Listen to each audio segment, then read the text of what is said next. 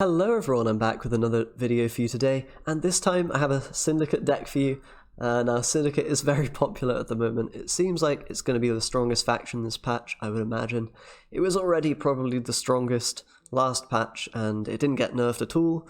Other factions did, but syndicate kind of avoided all the nerfs, so wouldn't be surprised if it does end up being the best. And hidden cache is also, out of the new leaders, probably the best, if not one of the best, of the new leaders that were released with the patch. So, kind of syndicate is just winning all over the place, and it looks like, at least for now, the meta is just passifloras everywhere, bomb heavers everywhere, a lot of syndicate, a lot of hidden cache, some Skellige here and there as well. Maybe some other decks will pop up in due course, but for now, this is the deck I've been playing for syndicate. It is very strong. I'm sorry if you're not after the strong decks, but I will be showcasing, a few of the stronger ones before moving on to some kind of special little creations and more memey, more fun kind of decks. But yeah, pretty standard syndicate stuff. Of course, now with this leader, you get extra value from horde cards, so you play 2 Passiflora Peaches. They are always triggering, so they come out at 5 strength effectively. And just, 1 point per turn, really strong. Basically a better Sly Seductress, which used to run in the deck, but I took them out, and I now have Sewer Raiders as well, which are arguably not that good. You could put Seductress in, or maybe even, swap some cards around, play some higher provision cards and some 4s. Maybe a Kalkstein could fit if you take out Bomb Heaver, stuff like that. But really, I think this is quite a solid list, and will do you well. Do have the Bomb Heaver to deal with opposing, syndicate players, Skellige's running scenario, random stuff like that. Bomb Heaver's probably quite strong, unfortunately, at the moment. But yeah, all in all, just a very competent list. Very hard to bleed it because you have that 3-round value with the hidden cache. And if syndicate has a long round with Tin Boy, with Passiflora, with the Peaches and all those engines, you have a really hard time beating it. It seems very, very strong. With that being said, let's jump into some games and see how you pilot this deck. Okay, we're going to be up against a Mystic Echo. First off, haven't really seen that as of yet on the patch. Okay, so Flying Redanium we can always get rid of, and we have good mulligan targets with the Raiders as well. Other than that, maybe looking to get rid of a Poison if we have already some of those. So I think I'm going to do that here. Maybe getting rid of a Fist Tech is wise, since we don't have a Spender on hand. We might not actually want the coins, we might not want too many of those. Since we get 3 with our leader, we can play that in every round without a downside. So this should be fine though. We can go with that hidden cache and just start with Passiflora Peaches. Get a chill engine ticking. Gonna have to answer that with Nature's Rebuke maybe. Or a Thunder. We'll see if this is some kind of Harold Gord deck. I wouldn't be too surprised if it was. So we could go with Adriano if we want to spend those coins that we did generate. And I think we should probably do that. The one downside is we then can't get Sewer Raiders out unless we play another coin generating card. So I think we'll play Sewer Raiders first. Make sure we get those, those points on the board and the thinning from the deck. And then we can think about playing Adriano. Or maybe something else. I think if we, do want to play the Adriano, we probably want to get our boat out first by getting to 6 coins. Remember, all the hordes are triggering a lot more easily now, so we're getting all these, all this value from these cards that we normally wouldn't be able to, potentially. So yeah, maybe go with Fist Tech now, get boat out, and then we can choose to Adriano or not, and then, get the final value on the poison here. And I think we'll click the lamp as well, since we're on 7 cards. No reason not to. There have been quite a few new bugs introduced with the patch, which is always interesting. We get some delay now sometimes when playing poison cards, when destroying things with Bomb Heaver, and stuff like that as well.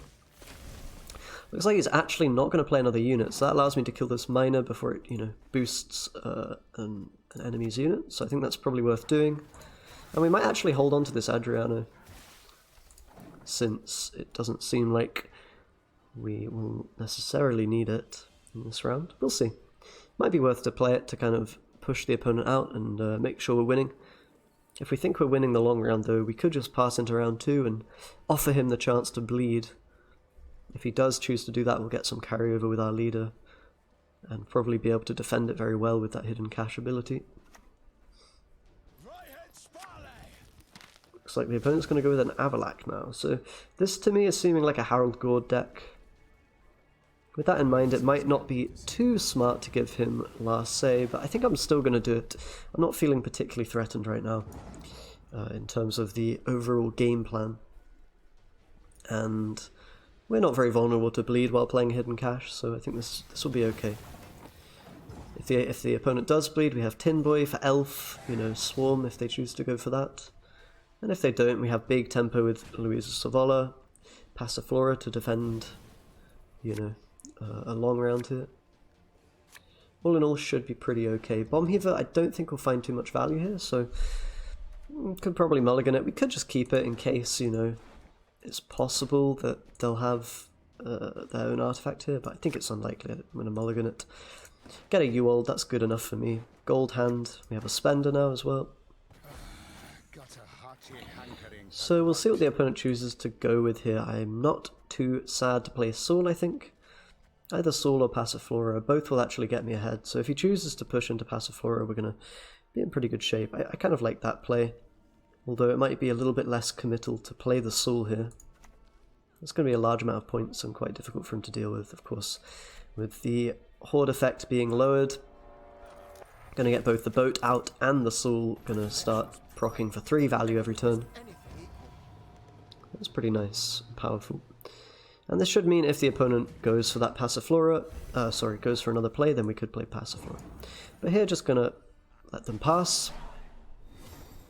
We could have taken it a bit more slowly, maybe played an Adriano or something, but realistically I just want to make sure he's out of here, and we're going to that long round 3 where we should, in theory, be favoured. I think I'm going to mulligan the Bomb Heaver again, because we're really not sure if that'll find value. And then Poisons now are no longer good. We'd much rather find a Philippa, for example. Or another Spender, or a Peaches. But we get a Trafficker, that's not the end of the world. So we can play around the opponent's potential Bomb Heaver by starting with the Tsar. I think I'm going to do that. It's reasonably likely they'll have a Bomb Heaver here if they're not scared to pass into round 3. And we can, you know, wait to use the hidden cache and pull the boat out. No real reason to do that just yet.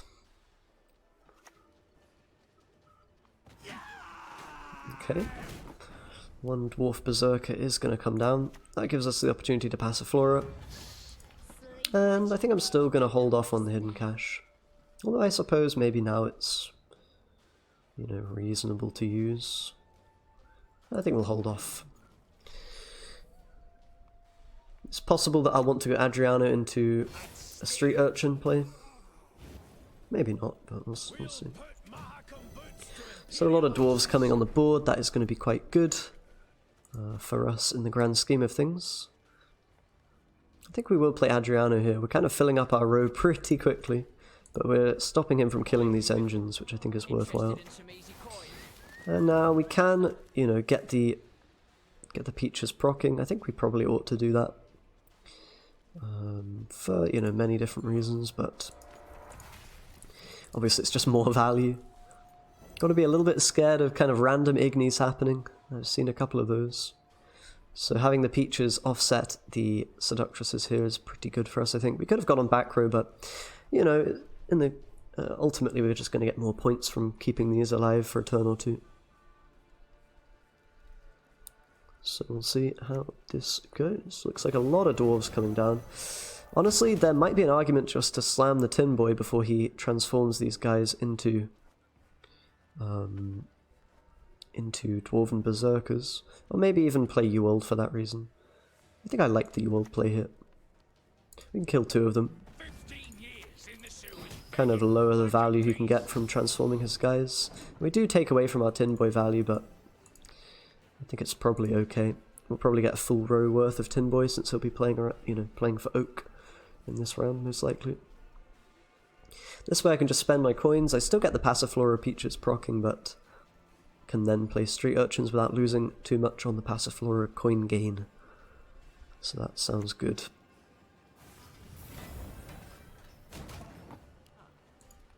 Alright, so I think it's maybe time for Street Urchins now. Just get another Spender on the board, get the boat out. Don't necessarily have to spend these coins with the urchins, can use Yule for it, or maybe we will pull out another spender with the bank, we'll see.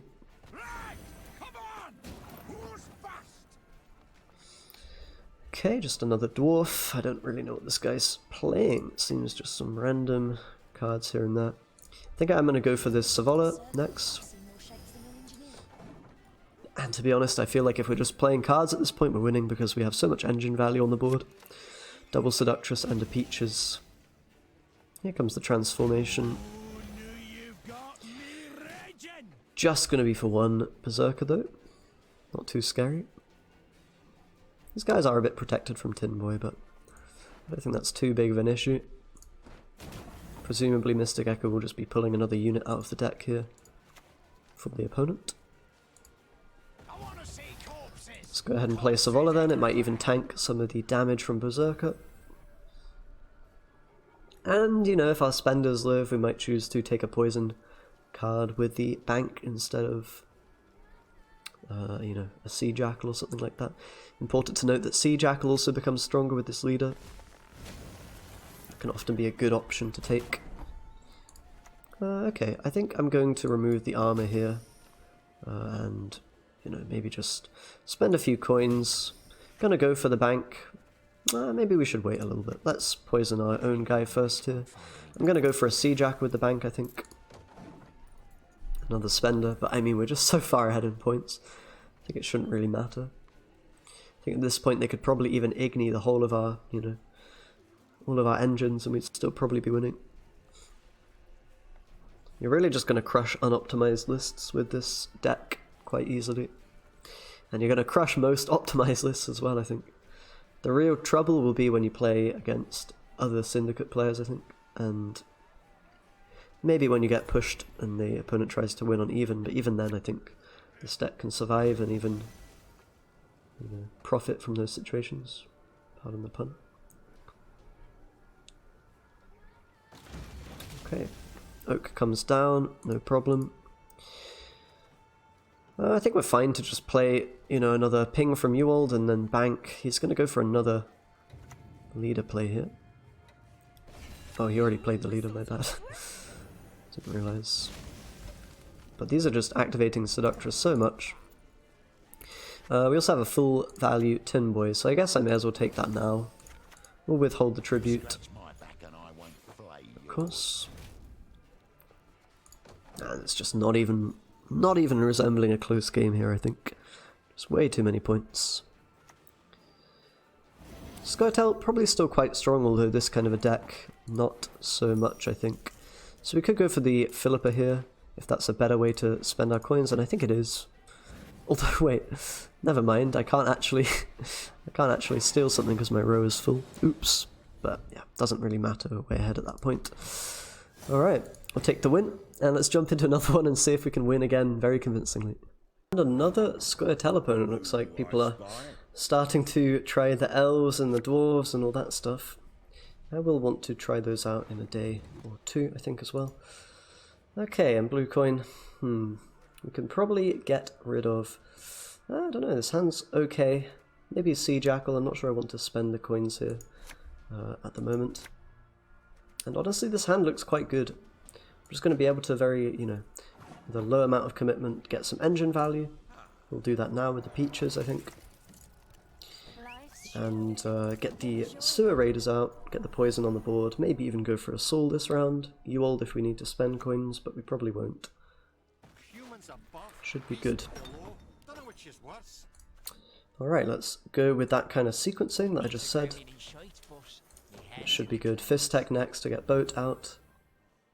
Try to kill the unit that he buffs with Miner, probably.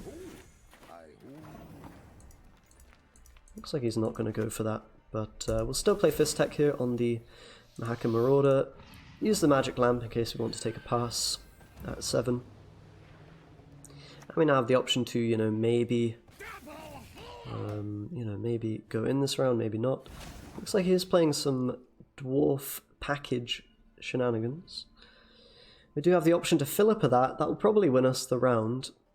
Is it worth doing? That's the question. I think it probably is. That being said, we do have a pretty good amount of points with the Hound here, and maybe with Saul as well. So we could hold on to Philippa. I feel like I'm probably a bit more happy to do that line of play. Saving Saul for round 3 is also pretty good, but if it wins me the round here, gets me to round 3 with Passiflora, then I'm also quite happy. And since we have the follow-up play with the Hound to get another bit of value with Saul, I think it's probably okay. My engine value, you know, is quite a bit stronger than his now, so the longer the round goes on, the more tempting the pass will be for him. Another defender going to come down, okay. I'm going to hold on to the Philippa, going to hold on to the coins. I think that's probably worthwhile for me right now. You know, arguably Philippa was a pretty good play there as well. Shut down his round 1 push. I think we're in a pretty good spot here as well. I don't think he's going to commit into this round anymore. It would be a bit risky for him to do that. He's going to have to use a lot of resources. That's going to be the pass. So we have control over the game. We also are able to play 1 card in this round to get the value from our hidden cash leader, which is really nice. And then we can just pass on into that round 3 most likely. And Tin Boy should be able to shut down the elf value pretty, you know, consistently. Let's get rid of Trafficker. And probably keep the rest, I think. We could get rid of Sea Jackal and look for something better, or even Bomb Heaver. I'm gonna do it. Didn't find anything. I wanted some kind of carryover play to, you know, to do things with in this round, you know, maybe a Street Urchin, for example. But this is also fine. We do still need to draw some of our key cards, like the Tin Boy, like Passiflora. But our chances of doing that shouldn't be too bad here. So I think I'm just going to pass on to the long round 3. We should be favoured there against elves, or dwarves, or a mixture of the two. And just getting that 3 carryover into, well, into round 2. It's actually 2 carryover technically, but every little helps. Will enable us to, you know, maybe play an early Adriano if we need to do that. A lot of good stuff going on. Okay, Fist Tech Trafficker gonna go, and probably Fist Tech itself as well. Not really interested in Poison. Just looking for Passiflora and Savola, but we're gonna miss out on one of those, which isn't the end of the world. I'm probably gonna say, you know what, I'm not gonna play Savola this game, just gonna Louisa and then use the Tin Boy tribute instead. So I think we can go with the hidden cash straight into Passiflora. We could also start with Azar if we'd rather, you know, maybe protect the artifact, and I think I'm going to do that. Bomb Heaver seems to be quite common, so if you can kind of try to deny their Bomb Heaver play with this, then it's usually worth it, I think. As you saw last game, just by stopping him from dealing with Passiflora, we were able to win very easily. So we'll go for the Passiflora here. It's going to cost a lot of coins, but that's okay. It's worth it. And then we can go with Adriano next for another engine. And after that, well, we'll see. Looks like he's playing a lot of dwarves, so dwarves and elves, kind of a hybrid list. The Bomb Heaver here might be dead. I kind of expected him to maybe have Scenario, which is why I kept it, but might end up not being the correct decision in hindsight. We'll see. And I think it's probably okay for me to go in the other row with this. He might kill the Seductress, but I'm going to play around Igni a little bit. Otherwise, it might be a bit too painful if you can line it up on all 3 guys. I think that's kind of how I would lose the game right now, because I'm in a pretty good spot otherwise.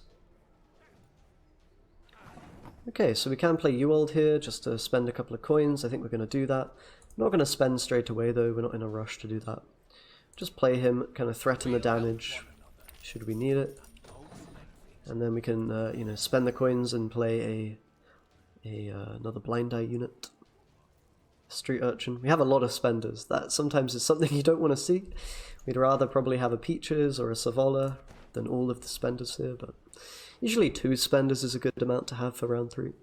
Or any round, really. If you need to play both, then you should be safe most of the time. And if you don't, well then, that's also good. We'll see what this guy's kind of finisher is. I would imagine it's going to be Some Isengrim, Venusiel, Yavin shenanigans. He's playing Matter, so that might mean he's playing Scenario. It's possible. The only good human is a dead. I wouldn't say it's impossible. Seductresses are really popping off now, though. He's going to get some armor on his units, which makes Tin Boy a bit worse. But right now we're very, very far ahead in points, so I'm not too worried about that. I'm going to just spend the coins that I have at the moment and play this Street Urchin on the melee row because it's protected in case he wants to kill that pretty easily. And yeah, I think this is looking quite like a win. We have a lot of engines on the board that aren't dealt with, and it's really difficult to deal with all of them. For any deck, really. Looks like he might go for Oak here to deal with Seductress. That's fine. Okay. So now we can just, play the rest of our cards, kind of not too much to worry about here. Just another Street Urchin. Probably I should play Sea Jackal and realistically, spend with that guy instead of with the Street Urchin, but I don't think it's the end of the world here. We're going to end up spending with Philippa actually for the most part, I think. Which does leave us with some kind of dead cards in hand. It could come to kind of bite me, in the end. We'll see. I think the engine value is going to be a bit too much, but I could be wrong about that. So I think I'm just going to take the Volunteers. That seems like the most value that I can get from my Philippa. Going to have a couple of 4-point plays, so that's a bit worrying. Actually, I shouldn't have spent that last coin. That was also very stupid of me. I just missed a bunch of points for no reason. Like Passiflora Peaches won't activate now. And also, pulling that meant he got an Aileron that he otherwise wouldn't have got. That was maybe perhaps another oversight that I could have avoided. I definitely missed a lot of points in this round that I just shouldn't have missed, but yeah, that's on me. I haven't been playing too well. Often happens if you're not, not deep into a season, not well practiced with the deck, with the cards, etc. Not used to hoarding for 1 and, getting Sea Jackal horde value on 4, etc. But we'll see here. I think the Tin Boy is going to be really huge. We've got another visual bug. It's just a staple now with the Elias. I think he always bugs the game, from what I've seen. And but yeah, I think we're winning here, and that should be a testament to how damn powerful this deck is. Even when you lose a bunch of points, have a dead heaver in hand. It's fine, His leader's also a little bit bricked, as it usually will be in this kind of a matchup, so might be quite close here with the Isengrim or Yavin final play, but oh, it's actually going to be Yrden. That's a card you don't see too often, but I guess people are using it to tech against the mighty syndicate. But here, it doesn't really matter. We just have a billion points, to be honest. Still winning by 14. Yeah, Syndicate's pretty OP. I feel like the only deck you're going to really lose to with this deck is other Syndicate players. So use that information however you want, and stay safe, play Bomb Heaver, and yeah, good luck out there. Thanks for watching, guys. I'll see you next time. Bye.